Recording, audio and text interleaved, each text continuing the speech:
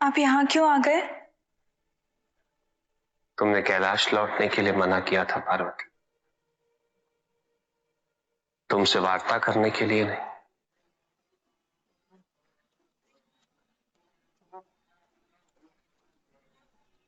हमने मना किया और आपने इतनी सहजता से हमारी बात मान भी ली। यदि इतनी ही सहजता से हमारी अन्य बातें भी मान ली होती तो आज ये स्थिति उत्पन्न नहीं होती। हाँ, हम आपसे रुष्ट थे, इसीलिए हमने मना किया था। किंतु क्या एक बार भी आपकी इच्छा नहीं हुई कि हमें आकर मना ले? आपने तो एक क्षण भी व्यर्थ किए बिना मानसरोवर के लिए प्रस्थान कर लिया। क्या आपके लिए हमारा महत्व इतना कम हो गया है? पार्वती, मैं एक बैरागी था, समस्त संसार से विरक्त।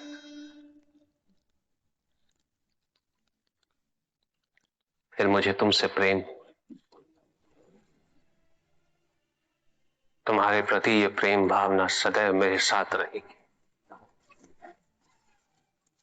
किंतु तुम्हें यह नहीं भूलना चाहिए कि तुमने एक वैरागी से विवाह किया।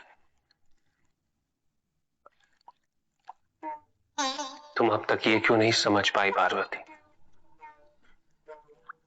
कि मैं घर परिवार की व्यवहारिकता, चिंता, मोह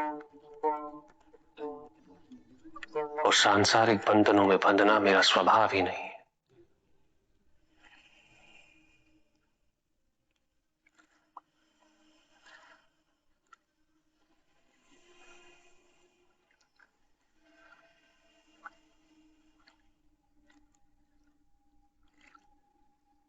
कर्म में रम जाना गृहस्थ धर्म है स्वामी। गृहस्थ जीवन का पालन ही सच्चा वैराग्य है। संसार पुरुष और प्रकृति के सहयोग से ही चल सकता है।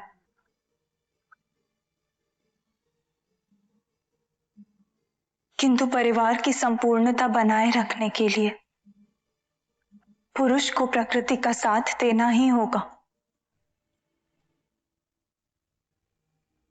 समाज के कल्याण के साथ साथ आपको अपने परिवार का भी ध्यान रखना होगा स्वामी।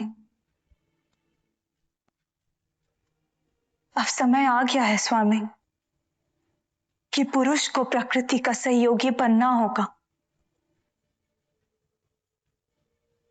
हर प्रकार से।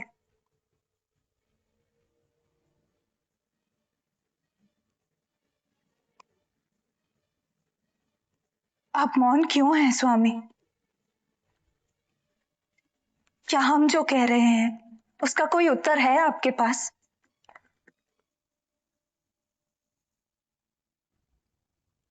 क्या आपको कोई आपत्ति नहीं जतानी इस पे? तुम्हारे प्रश्नों का उत्तर तो मैं पहले ही दे चुका हूं पार्वती।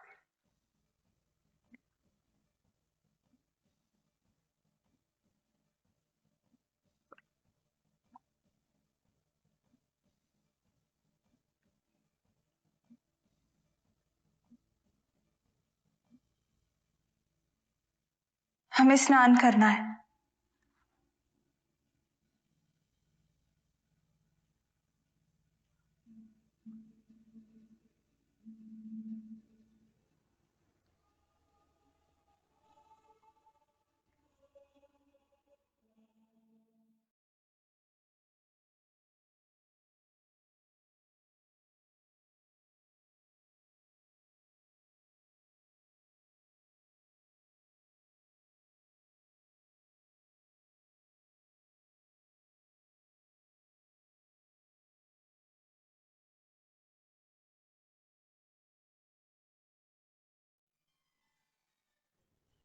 गणेश, अब मुझे मामाश्री के दिखाए मार्ग पर चलना है। तुम्हारा बड़ा भाई कहलाने योग्य बनना है मुझे। उसके पश्चात मैं कैलाश अवश्य लौटूंगा। गणेश, तुम जाओ और जाकर कैलाश पर सभी को सूचित कर दो। किंतु भैया, आप एक बात भूल रहे हैं। आपको लिए बिना कैलाश नहीं लौट सकता हूँ। क्योंकि मैंने माँ को वचन दिया है, और एक बार मैंने वचन दे दिया तो दे दिया। किंतु तुम यहाँ करोगे क्या गणेश? आपके साथ रहूंगा। गणेश, तुम ये भी तो सोचो कि हम दोनों के बिना वहां कैलाश पर माँ कितनी चिंतित होंगी, कितनी दुखी होंगी वो। किंतु उपाय भी नहीं है भैया, मैं भी तो वचन नहीं तोड़ सकता हूँ ना।